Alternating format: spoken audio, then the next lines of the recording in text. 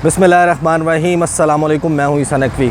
आज 20 सितंबर है और जिस वक्त मैं ये वीडियो रिकॉर्ड कर रहा हूँ इस वक्त मैं इस्लामाबाद के मैरियट होटल के सामने मौजूद हूँ और वहाँ पर अभी तक जो अपोजिशन जमातों की ऑल पार्टीज़ कॉन्फ्रेंस है वो जारी है। उससे मुख्तलिफ़ खिताब हुए हैं और कुछ देर के बाद एक जॉइंट प्रेस कॉन्फ्रेंस होगी अपोजिशन रहनुमाओं की, जिसमें एक मुश्तरका एलामिया, एक इत्तफ़ाक़ राय जो कि अपोजिशन जमातों के दरमियान होता है वो सामने लाया जाएगा। उसके हवाले से ज़ाहिर है कि आने वाली जो वीडियोज़ हैं उसमें इंशाअल्लाह गुफ्तगू करेंगे। लेकिन इस वीडियो में मैं आपको 2 से 3 इंतहाई अहम नुकात पर बताऊंगा, उसके हवाले से बात करूंगा। एक तो ये कि साबिक़ वज़ीर-ए-आज़म मियां मोहम्मद नवाज़ शरीफ ने बाकायदा आज फ़ौज के ख़िलाफ़, इस्टेब्लिशमेंट के ख़िलाफ़ ऐलान बगावत कर दिया है। इसके क्या नताइज होंगे और ऑब्वियसली उनकी जो गुफ्तगू के नुकात हैं उनमें कुछ ख़ास नया भी नहीं है। ये वो तमाम बातें हैं जो वो अपनी मुख्तलिफ़ तकारीर में माजी में करते रहे हैं, लेकिन इसकी टाइमिंग कि किस वक्त ये सारी गुफ्तगू की गई वो बहुत मैटर करती है। इस वक्त के जो हालात चल रहे हैं, पॉलिटिकल सिचुएशन, वो बहुत मैटर करती है और ज़ाहिर है कि आने वाले दिनों में इसके बहुत ज़्यादा असरात होंगे।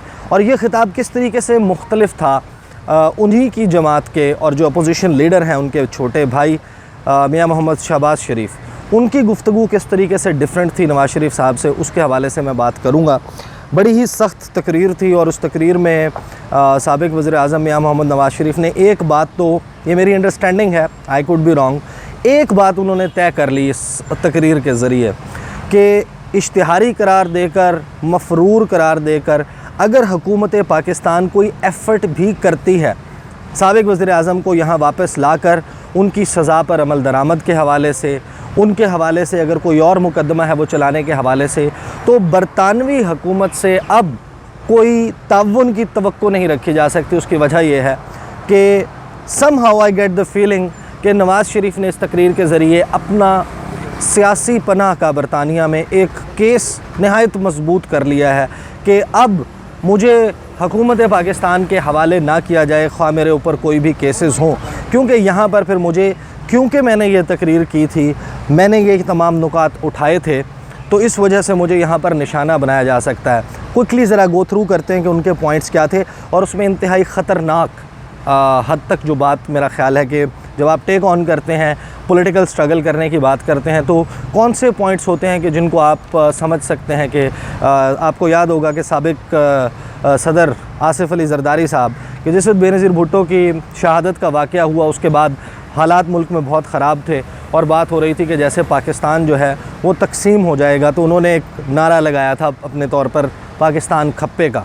और पाकिस्तान खप्पे की बात का मतलब ये नहीं कि उनका मतलब ये था कि पाकिस्तान कायम रहेगा, पाकिस्तान डिसइंटीग्रेट नहीं होगा, 2 टुकड़े नहीं होगा। ख़तरनाक बात की आज साबिक़ वज़ीर-ए-आज़म मियां मोहम्मद नवाज़ शरीफ ने, और उन्होंने कहा कि आवाम पर अगर अपनी राय मुसल्लत करने की कोशिश की जाए, उन्होंने सकूत ढाका का रेफरेंस दिया और इसमें एक अंडरलाइंग मेरा ख़्याल है कि धमकी मौजूद है कि हालात जो हैं वो अगर हमारे लिए फ़ेवरेबल नहीं होते, साज़गार नहीं होते, तो ये धमकी थी उनकी कि सकूत ढाका का जब आप रेफरेंस देकर ये बात कर रहे हैं। खैर, साथ ही उन्होंने तज़किरा किया हमूदुर रहमान कमीशन रिपोर्ट का। ज़ाहिर है कि अब ये सवाल तो नवाज़ शरीफ साहब से कोई नहीं कर पाया कि आप भी इक़्तिदार में रहे, 3 मरतबा आप वज़ीर-ए-आज़म भी रहे, आपकी जो फैमिली है वो कितना अरसा इक़्तिदार में रही। उस वक्त हमूदुर रहमान कमीशन रिपोर्ट को सामने लाने के हवाले से कितना सिंसियर एफ़र्ट किया गया वो सब लोगों को मालूम है। यौम हिसाब आएगा। नवाज़ शरीफ साहब कहते हैं नैब बदबूदार हो चुका है, नैब हुकूमती आला कार है।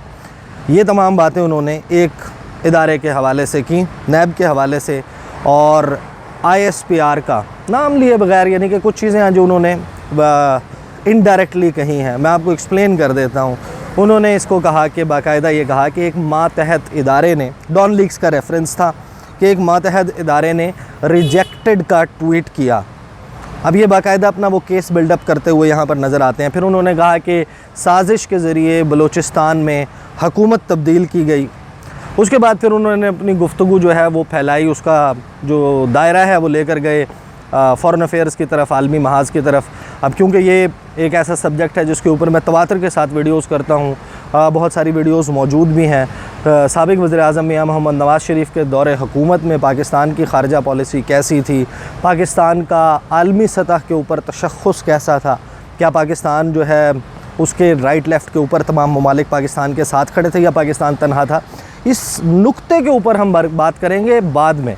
लेकिन मैं आपको ये बता देता हूँ कि उन्होंने ये साबित करने की कोशिश की है साबिक़ वज़ीर-ए-आज़म मियां मोहम्मद नवाज़ शरीफ ने कि आज पाकिस्तान आलमी सतह पर बिल्कुल तन्हा है और मौजूदा हुकूमत को इंटरनेशनल सपोर्ट बिल्कुल भी नहीं है।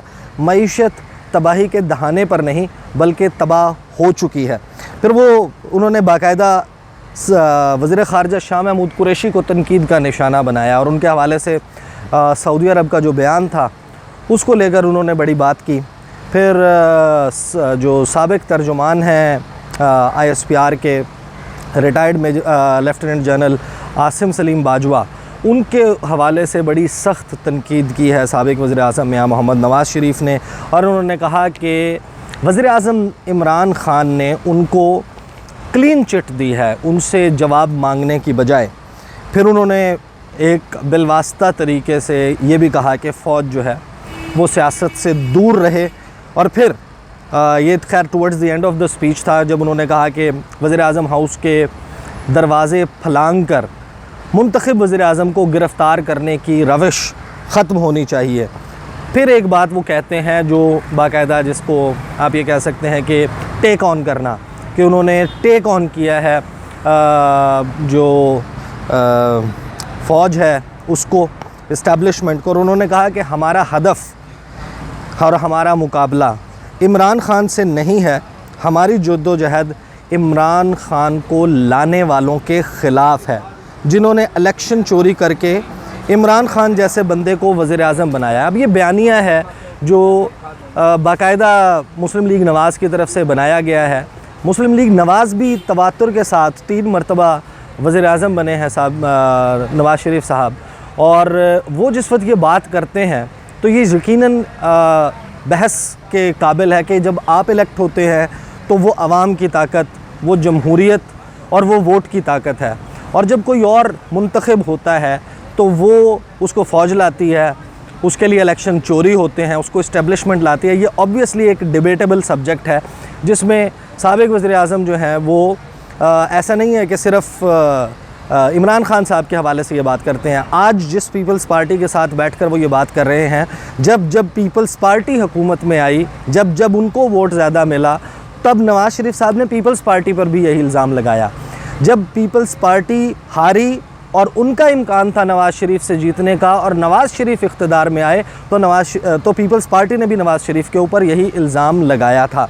तो ये जो है वो इनकी बाकायदा इसके हवाले से गुफ्तगू थी। फिर उन्होंने एक बात जो गैर नुमाइंदा नाअहल सिलेक्टेड हुकूमत इमरान ख़ान को जवाब देना होगा, फिर उन्होंने रेफरेंस दिया। उन्होंने कहा महकमा ज़राअत के बारे में भी आपने सुना होगा। एक बाकायदा कन्फ्रंटेशन के मूड में नज़र आते हैं साबिक़ वज़ीर-ए-आज़म। अलीमा ख़ान खैराती इदारे की फ़ंड रेजिंग करती रहती हैं। इमरान ख़ान के टैक्स मामलात पर बात की, फ़ॉरेन फंडिंग केस के हवाले से बात की। उन्होंने कहा कि बनी गाला जो है उसमें अरबों रुपए की प्रॉपर्टी और टैक्स साबिक़ जो वज़ीर-ए-आज़म इमरान ख़ान है उनका 2,83,000 रुपये है। एक बात ज़ाहिर है कि जो उन्होंने बड़ा छोटा सा रेफरेंस लोगों के और आवाम के हवाले से दिया, बाकी तो तमाम जो गुफ्तगू है वो नज़र आती है कि बाकायदा उनके इक़्तिदार और उसके हवाले से शिकवे शिकायतों से भरी हुई है, जिसमें उन्होंने कहा कि हम गए तो चीनी 50 रुपए की थी, अब 100 रुपए की है, आटा गायब हो चुका है, बनी गाला पर JIT कब बनेगी। एक शेर उन्होंने पढ़ा कि दिल बुग़्ज़ व हसद से रंजूर ना कर, ये नूर खुदा है इसे बेनूर ना कर, ना अहलो कमीने की खुशामद से तुझे जन्नत भी मिले तो कबूल ना कर। आखिर में जब उन्होंने अपनी गुफ्तगू को समेट रहे थे तो उन्होंने एक बात की। उन्होंने कहा कि अगर मिसाक़े जमहूरियत की तर्ज पर कोई और मिसाक, कोई और चार्टर बनाना पड़ता है तो वो भी बनाया जाए। तो बाकायदा ये हमने देखा कि जिस वक्त साबिक़ सदर परवेज़ मुशर्रफ के ख़िलाफ़ पीपल्स पार्टी और मुस्लिम लीग नवाज़ और तमाम ये जो अपोजिशन जमातें जब ये गैंग अप हुई तो चार्टर ऑफ डेमोक्रेसी मिसाक़े जमहूरियत जो है वो इन्होंने तय पाया और उसके तहत जिद्दोजहद की, उनको हटा दिया। साबिक सदर परवेज़ मुशर्रफ को, उनकी जगह इक़्तिदार में आए और फिर जिस तरीके से उस मीसाक जमहूरियत की इक़्तिदार की कुर्सी के ऊपर बैठने के लिए, इक़्तिदार के मज़े लेने के लिए जिस तरीके से उसे नोचा गया, भंबोड़ा गया और उस मीसाक जमहूरियत की धज्जियाँ उड़ाई गईं, वो भी हमें मालूम है कि जिस तरीके से जो अपोजिशन लीडर है उसको बनाया जाना था चेयरमैन पब्लिक अकाउंट्स कमेटी, और बहुत सारे नुकात हैं जिनके हवाले से इनका तय हुआ था और फिर वो सारी चीज़ें हमने नहीं होते देखी। तो अब दोबारा एक मीसाक बनाने की बातें की जा रही हैं, दोबारा ये कहा जा रहा है कि किसी भी तरीके से इकट्ठे हों, गैंगअप हों, दोबारा अपोजिशन जमातें एक लार्जर पॉलिटिकल अलाइंस बनाएं और किसी तरीके से मौजूदा हुकूमत को बाहर किया जाए, डिस्टेबलाइज़ किया जाए। अब ये क्या फ़ैसला आता है, चार्टर ऑफ डेमोक्रेसी की तर्ज पे कोई नया चार्टर बनता है या कोई और फ़ैसला होता है, ये ज़ाहिर है कि अब एलामिया आएगा, उसके हवाले से भी हम गुफ्तगू करेंगे कि उस एलामिया में कौन से नुकात रखे गए हैं, किन पॉइंट्स के ऊपर जो है वो हुकूमत के ख़िलाफ़ कन्फ्रंटेशन का इरादा रखती है जो अपोजिशन का अलाइंस है, इनमें से कोई दगा देता है या नहीं देता, क्या उनके इस्तीफ़े देने की बात आती है, कोई एहतजाजी तहरीक की बात आती है। Obviously these are the questions जो कि अभी आने वाले वक्त में जो है वो सामने इनके जवाबात आ जाएंगे। और बहरहाल जो कुछ भी हो, इस वक्त एक इंतहाई इंटरेस्टिंग पॉलिटिकल सिचुएशन शहर इक़्तिदार में आपके सामने है और उसके ऊपर आने वाले वक्तों में, आने वाले दिनों में मैं आप लोगों के साथ राब्ते में रहूँगा, बात करते रहेंगे उसके हवाले से। अगली वीडियो में आपके साथ मुलाकात होगी, मुझे इजाज़त दीजिए, अल्लाह हाफ़िज़।